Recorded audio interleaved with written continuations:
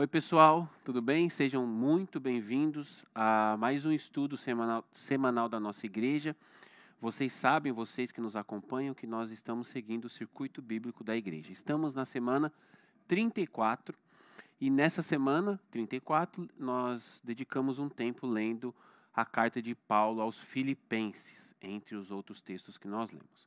Hoje, aqui, nós leremos capítulo 3, versículo 12. Eu quero ler com vocês alguns versos, aí a gente ora a Deus e depois a gente discorre um pouco sobre cada um deles. Vamos lá?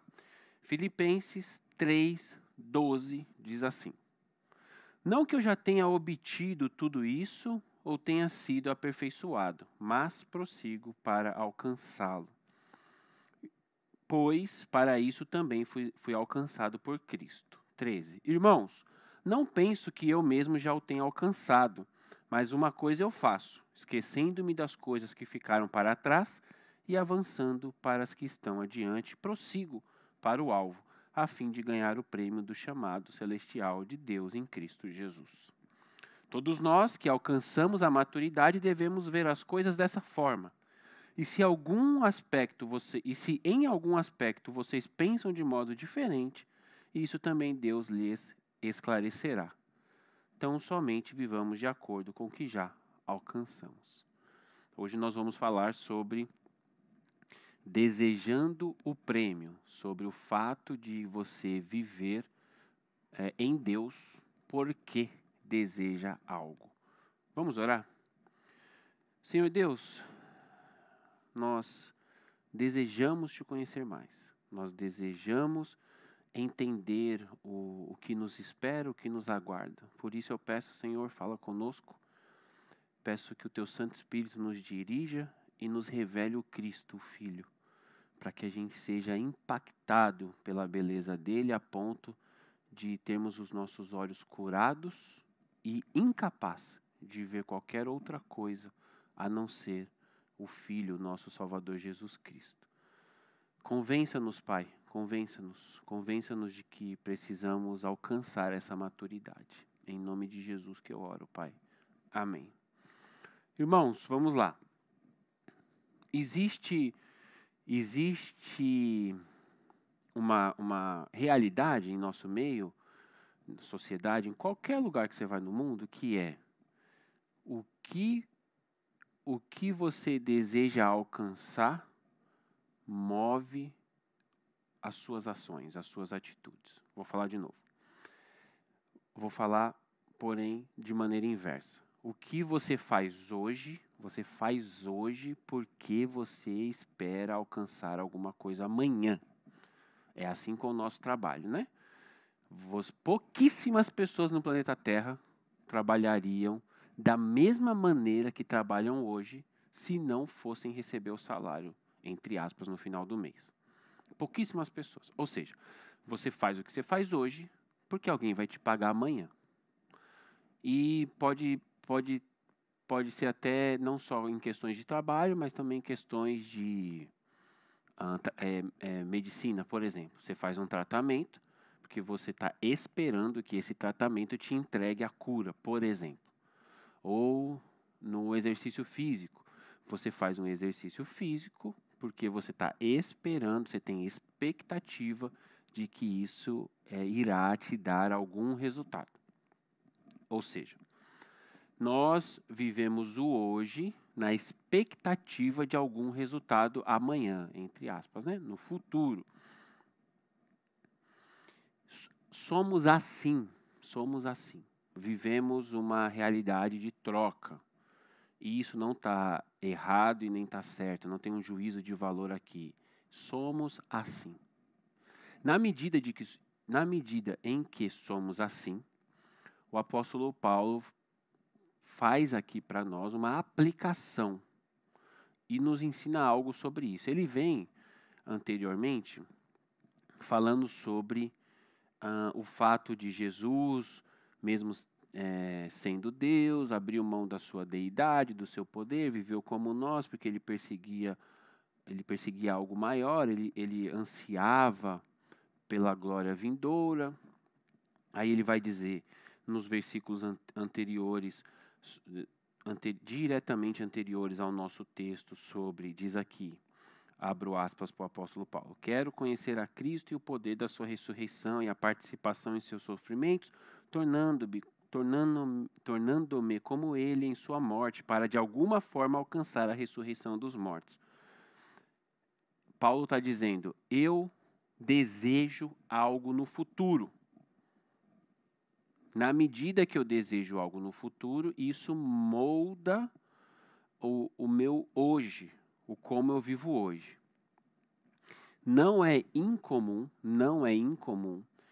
você ler da pena do apóstolo Paulo, ele fazer citações sobre salário, colheita, resultados. Ele vai, em algum momento da vida dele, ele vai dizer que ele corre, que a vida cristã é uma maratona. Ele até diz assim, o exercício físico não tem muito proveito. E aí depois ele vai dizer sobre você se exercitar em Cristo. Ele está fazendo novamente uma aplicação que faz sentido para aquele povo, para aquela época.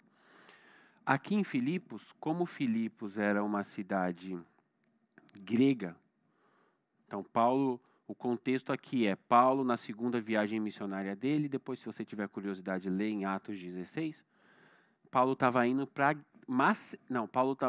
a Ásia Menor, para a Turquia. Ele estava subindo ali o mapa do mundo.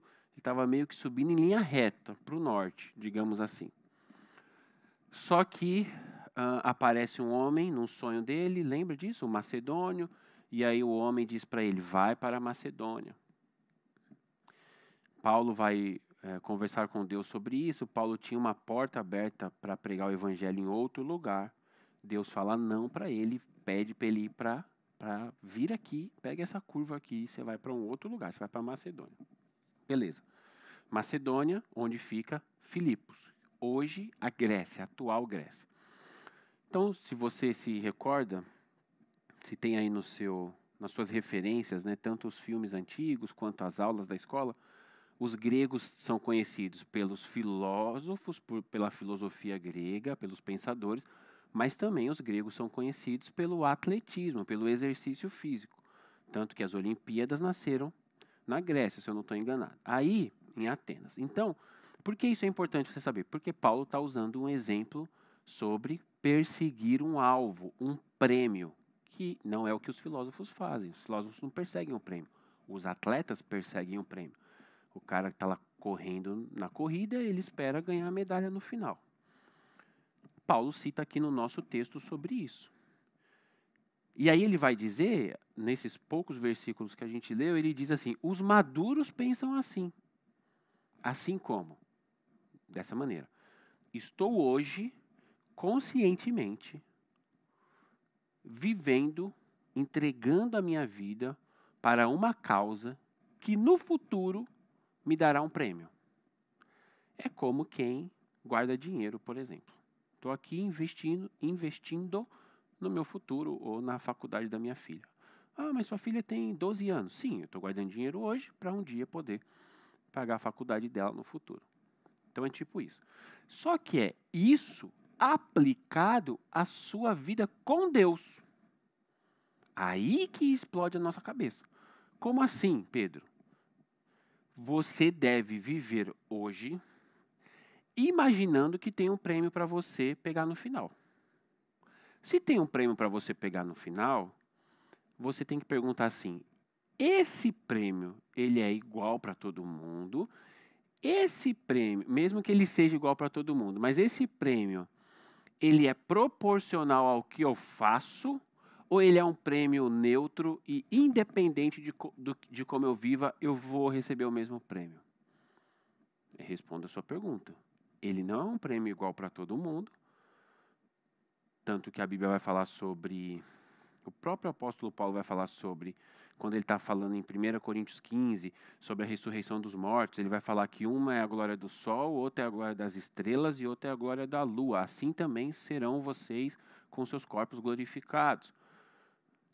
Depois o outro texto bíblico vai dizer sobre Cristo, do Senhor Jesus, provar as obras de cada um.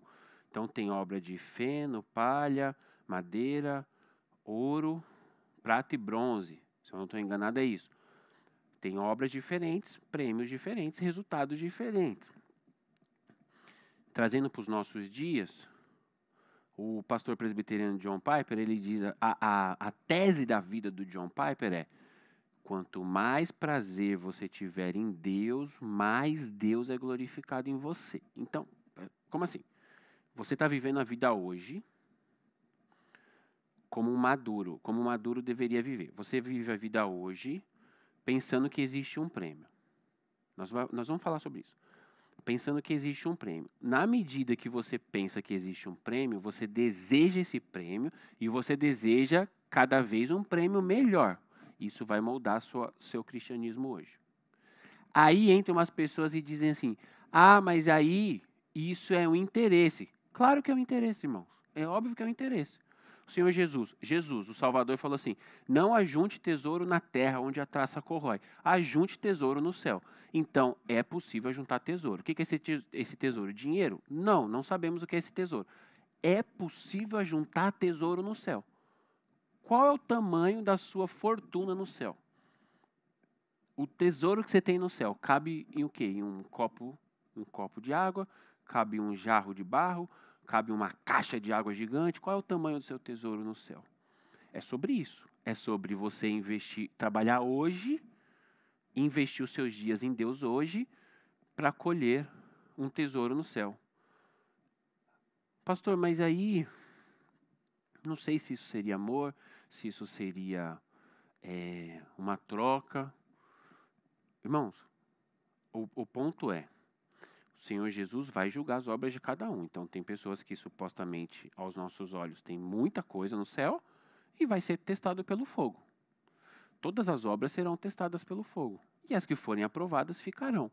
O ponto é: se todas as obras serão testadas pelo fogo, qual será a sua obra? Qual será o seu tesouro? Tesouro e obra são coisas diferentes, mas dá para entender, sem fazer nenhuma espécie de malabarismo bíblico, dá para entender que o tesouro é o resultado daquela obra que foi provada. As pessoas chamam de galardão.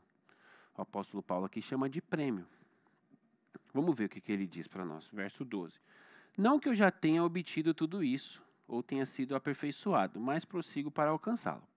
Ponto. O apóstolo Paulo, um dos grandes, um dos maiores homens de Deus, que já existiu na face da terra em toda a história da humanidade, ele diz nesse momento: eu não alcancei ainda o que eu estou buscando. Eu vou alcançar em algum momento. Não que eu já tenha obtido tudo isso ou tenha sido aperfeiçoado. Não fui aperfeiçoado ainda, mas eu prossigo para alcançá-lo. Pois para isso também fui alcançado por Cristo. Então, doutrina básica. Você foi alcançado por Cristo para que você tenha a chance de alcançar um grande tesouro no céu. De novo. Eu fui alcançado por Jesus por ser salvo? Sim, isso é salvação. Você vai ser salvo com um tesouro pequeno, médio, grande, gigante. Qual vai ser o seu tesouro? Ele diz aqui, prossigo para alcançá-lo, falando do prêmio. Pois para isso eu também fui alcançado por Jesus. Jesus alcançou Paulo para dar a chance de Paulo alcançar uma posição maior em Deus, cada vez maior. Uma vez que você foi salvo por Jesus, você faz parte do time dos salvos. Agora que você faz parte do time dos salvos, essa mesma graça que te alcançou para você entrar na salvação, ela te permite galgar maiores resultados dentro dessa sua salvação. Pensa como, de fato, se fosse uma corrida. Verso 13. Irmãos, eu não penso que eu mesmo já tenha alcançado, mas uma coisa eu faço. Ele fala de novo a mesma coisa. Ele no 12 falou: eu não estou aperfeiçoado, eu não alcancei, mas eu estou correndo para alcançar porque eu fui alcançado por Cristo para isso. Eu não quero decepcionar o meu Salvador, chegar lá, os irmãos brincam com isso, né? Cheguei com a roupa ali, com cheiro de fumaça, porque eu corri do fogo assim, e eu cheguei aos 45 do segundo tempo. Não, isso é um pensamento medíocre, né? Porque o seu Salvador foi para a cruz, abriu mão da glória dele, abriu mão de tudo que ele tinha, que ele era, se fez um pobre humano, escondeu todo o poder dele, se limitou a abrir uma porta, comer e ir ao banheiro por causa de você, ele que é o criador de tudo. E aí você vai chegar no céu aos 45 do segundo tempo, salvo como que pelo fogo? Não, irmão, em nome de Jesus, não. Faça o esforço do seu mestre valer a pena. Chega lá e fala, Jesus, eu não alcancei muita coisa não, mas aqui está o que eu alcancei. Eu fiz jus, eu tentei dentro da minha limitação, dentro da minha condição social, dentro de como eu conseguia performar, eu tentei entregar para o Senhor o melhor resultado da salvação que o Senhor me deu. 13. Irmãos, eu não penso que eu já tenha alcançado, mas uma coisa eu faço, esquecendo-me das coisas que ficaram para trás e avançando para as que estão adiante, prossigo para o alvo, a fim de ganhar o prêmio do chamado celestial de Deus em Cristo Jesus. Calma, vamos com calma aqui que tem muita coisa. Existe um chamado celestial de Deus em Cristo. Claro, né? Você sabe disso, né? Deus resolveu o nosso problema, porque nós não conseguiríamos resolver. Deus resolveu o nosso problema em Cristo, mandando o Filho dele morrer por você. Isso é a pregação do Evangelho. Você, nenhum ser humano, conseguiria fazer nada para Deus. Nem dar oi, nem agradá-lo, nem desagradá-lo. Você não conseguia fazer nada para Deus. Nenhum ser humano conseguiria fazer nada para Deus, porque Deus é Deus, os humanos são só criação. É tipo você e uma formiga. A formiga não consegue fazer nada para você, ela não consegue te agradar, não consegue fazer nada. A não ser que você pegue a formiga na sua mão, você fique admirando ela, você faça o movimento. E você olhe para aquele ser insignificante, que é como eu pareço para Deus, insignificante, você olha para aquele ser e você começa a achar beleza, e fala, nossa, que beleza, olha como você é bonito, olha quantos detalhes, aí você, enfim, se apaixona pela formiga, pela quantidade de detalhes e características e complexidade daquele ser. Beleza. Nós somos a formiga da história. Deus veio aqui em nossa direção através de Cristo. Existe um chamado celestial, que é, você que quer ser salvo, todos vocês que querem sair da mediocridade dessa vida que vocês levam como pecadores, falando pro pessoal do mundo, estou falando para a gente, venham para o time de Jesus. Existe um chamado. Salvação. Dentro desse chamado existe um prêmio. Volta aqui para o verso 13. Irmãos, não penso que eu já tenha alcançado, mas uma coisa eu faço, esquecendo das coisas que ficaram para trás e avançando para as que estão adiante, eu prossigo para o alvo, a fim de ganhar o prêmio do chamado de Deus em Cristo. Estou fazendo um percurso de trás para frente. Deus, em Cristo Jesus, nos fez um chamado. Salvação, esse é o Evangelho. Entramos nesse chamado. Dentro desse chamado existe um prêmio. O prêmio deve ser o seu objetivo. Por isso que você tem que desejar o prêmio. Você tem que desejar o prêmio. Seja o que for. Seja ser arrebatado, seja ouvir da boca do Salvador a frase, servo bom e fiel, fostes fiel no pouco, sobre o muito eu te colocarei, seja o tal do galardão. Não sei, você tem que desejar o prêmio. O desejo pelo prêmio tem que mudar a sua vida hoje. Aí você tem que falar essa frase que Paulo falou. Esquecendo-me das coisas que eu deixei para trás, da velha natureza. Aqueles pecados que eu gostava tanto. Aquelas coisas que dominavam tanto a minha mente. Aquelas coisas que dominavam tanto a minha agenda. Esquecendo-me delas, eu prossigo para o alvo. Qual que é o alvo? O prêmio que eu tenho, a chance de obter dentro do chamado de Deus em Cristo Jesus, que já me alcançou a salvação. Então, eu, obedecendo a Jesus Cristo, presta atenção, Jesus, a gente está lendo Paulo. Eu, obedecendo a Jesus, decido fazer um investimento, guardar os meus tesouros no céu e não fazer um investimento e guardar os meus tesouros na terra. Qual é a diferença? Se você faz um investimento e guarda os seus tesouros na terra, você está dedicando sua mente, seu pensamento, a sua agenda, o seu tempo e a sua energia, a sua força abraçal, os seus anos de vida para fazer esse investimento e guardar o seu tesouro na terra. O que Jesus está falando é, use a sua mente, use a sua agenda, o seu tempo, use a sua força física para guardar tesouros no céu. Aqui você vai viver 80, 90, 100 anos. Tudo bem, sua família pode usufruir do seu tesouro. Mas na glória, se você for para lá, você vai viver a eternidade lá. A eternidade não tem tempo. Você vai viver lá baseado em qual tesouro que você montou. Claro, quando eu falo isso, as pessoas ficam bravas comigo. Porque para você é fácil, não sei o que lá. Não, eu não quero que você deixe de viver aqui. Eu quero que você tenha consciência. E que você à noite pense, eu estou dedicando minha vida inteira, todas as minhas horas do dia, eu saio de casa às 8 da manhã, eu chego de casa a tal hora, eu estou aqui cansado, eu estou dedicando minha vida inteira para o quê? Pronto, só isso. Só isso. Se a resposta desse para o quê satisfaz a sua alma, beleza. A resposta que satisfaz a minha alma é: eu vivo para a glória do meu Salvador. Eu crio os meus filhos para a glória dele. Eu amo a minha esposa para a glória dele. Eu trabalho para a glória dele. Porque eu quero juntar os meus tesouros lá. Pastor, você nem sabe o que é, não importa. Eu só quero obedecê-lo. Porque se eu conseguir arrancar um sorriso dele, eu estou no lucro. Pô, o cara é o criador de tudo. Ele fez tudo, ele viu tudo. Ele faz a cachoeira voltar de baixo para cima se ele quiser. Imagina você tirar um sorriso dele. É tipo a formiga tirar um sorriso seu. Qual formiga? Qual foi a última vez que uma formiga te chamou a atenção e você sorriu para ela e falou: é isso mesmo, formiga, mandou bem. É isso, é disso que eu estou falando. É isso que Paulo está falando. Paulo fala: eu não alcancei ainda. Tudo isso que eu fiz, todas as minhas cadeias, a prisão, as chicotadas, os caras que me desafiaram, as vezes que eu corri, o naufrágio, tudo que eu vivi, ainda não, eu não cheguei lá ainda. Eu estou prosseguindo para o alvo. Prosseguindo para o alvo. O alvo de Paulo era claro: encontrar o Salvador dele. Continua aqui, ó. 14. Não, prossigo para o alvo. 15. 15 aqui é para falar para você, aqui, ó. Todos nós que alcançamos a maturidade devemos ver as coisas dessa forma. Aí, que legal. Todos os maduros veem as coisas assim.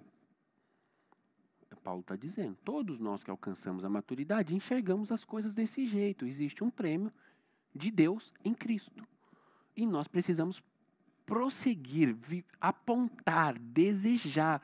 A bússola da sua vida tem que ser esse prêmio. Todos nós que alcançamos a maturidade devemos ver as coisas dessa forma. E se em algum aspecto vocês pensam diferente, eu não sei se tem alguém me ouvindo que pensa diferente, isso também Deus lhes esclarecerá. Então pausa. Para agora. Para. Todas as perguntas que você está fazendo aí. Mas o pastor está falando isso, não sei o quê. Mas ele não entende, não sei o quê. Mas também é fácil para ele, não sei o quê. Mas também não sei o quê, não sei o quê. Para agora e fala para Deus tudo isso. Senhor Deus, é fácil para Paulo falar isso. Paulo viu Jesus ressurreto. Eu nunca vi Jesus ressurreto. É fácil para o Pedro falar isso, porque não sei o que lá. Fala para Deus, porque Paulo está dizendo aqui, não tem problema pensar diferente. Deus não é um ditador. Não tem problema pensar diferente. Ele só quer que você pense diferente com ele. E não pense diferente em outro lugar, fazendo piada ou desacreditando a palavra dele. Porque desacreditar da palavra dele é terrível. É um pecado terrível. Pensar diferente não é um pecado. Então você pode pensar diferente. Dá a chance para Deus responder para você. Então leva diante de Deus e fala: Senhor Deus, essas pregações que eu estou ouvindo aqui na minha igreja, da onde que elas estão vindo? Pergunta para Deus. Senhor Deus, por que tais coisas me incomodam tanto? Ou pergunta para Deus assim, por que isso acontece nas nossas vidas também. Deus, por que eu estou estudando tanto, eu estou assistindo os cultos de domingo, de quarta, por que eu sinto que eu não estou crescendo? Isso acontece comigo, acontece com todo mundo. A gente fala assim, poxa, parece que eu estou buscando tanto aos nossos olhos humanos e eu sinto que eu estou no mesmo lugar. Aí Deus vai te dar uma graça, Ele vai te falar alguma coisa, alguém vai te falar alguma coisa. Porque às vezes a gente pensa que está no mesmo lugar, mas os outros estão vendo que a gente está crescendo. Então, dê a chance de Deus, entre aspas, se explicar para você. Porque o texto diz o seguinte: nós somos maduros. Paulo está falando dele lá. Eu não estou nesse nós aqui. Paulo está falando dele lá. Nós que somos maduros, pensamos dessa forma. Os maduros pensam assim. Se algum de vocês pensa diferente, não tem problema. Isso também Deus esclarecerá. Porque qual é a lógica do cristianismo? É que quem é imaturo, que pensa diferente, um dia será maduro. Então é meio óbvio isso. Tipo assim, por isso que um líder maduro em Deus, ele não tem problema com crítica ou com pensamento contrário. Não, pensamento contrário não. Com dúvidas, perguntas. Ele não tem problema com isso. Porque ele sabe, falando de um líder maduro, ele sabe que ele já foi imaturo, ele sabe que ele já teve aquelas dúvidas, ele consegue entender de onde está vindo aquela dúvida. Não é de um coração ruim, é de um coração imaturo. E aí é como se ele falasse, tá bom, eu vou ter paciência com essa pessoa, porque um dia ela vai ser madura e ela vai entender o que Deus está fazendo. Estou falando isso no contexto de um líder maduro aprovado por Deus, tá? Tô falando, não é nenhum outro contexto, é esse contexto que eu estou citando aqui. Se algum de vocês pensa diferente, isso também Deus esclarecerá. 16, e a gente está terminando. Tão somente vivamos de acordo com o que já alcançamos. Cada um alcançou um nível de maturidade. Você tem a obrigação de viver coerentemente com o nível de maturidade que você alcançou. Você tem uma segunda obrigação, que é, além de viver coerentemente, segundo o nível de maturidade que você alcançou, você precisa desejar mais. Mas Deus te alimenta conforme o tamanho da sua fome. Ele não te dá 2 pães se você está com fome de 1 pão. Em Deus é assim. Quem tem fome, ele alimenta. O que sobra, ele guarda. O que sobra, ele não deixa para você. O pessoal comia o maná e depois não podia guardar para o dia seguinte. Quando Jesus, lá na frente, multiplicou os pães e os peixes, Jesus, pediu para os apóstolos, os discípulos, separarem um pouco. Mas o pessoal que comeu, e a gente nem sabe o que foi feito com aqueles não é balde, é cestas, aqueles cestos que foram retirados. Os irmãos que comeram, pelo menos não tem relato de ninguém levando para casa, da multidão que comeu. O que eu quero dizer com isso é, você tem um nível de maturidade em Deus.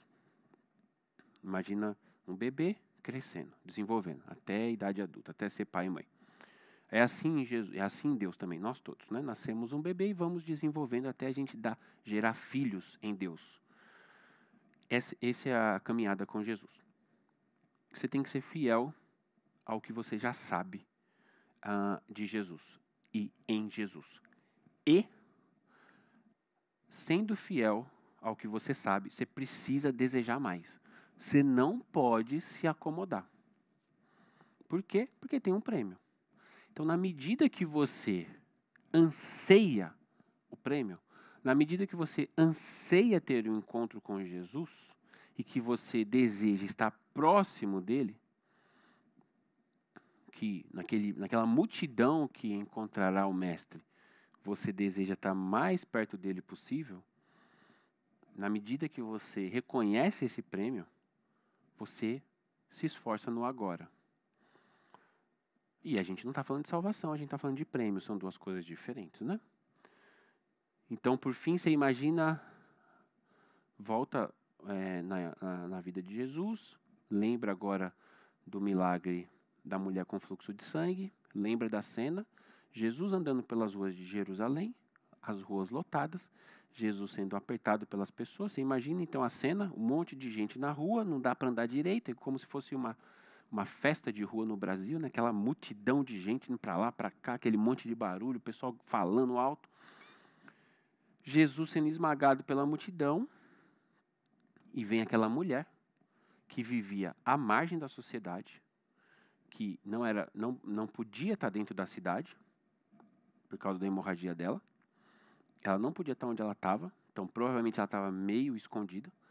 E ela foi, na força do desejo dela, na força do prêmio que ela queria, ela foi, sabe, se contorcendo entre as pessoas, tirando as pessoas da frente dela, a ponto de tocar as orlas das vestes do mestre. Então, sim, ela estava provavelmente jogada ao chão.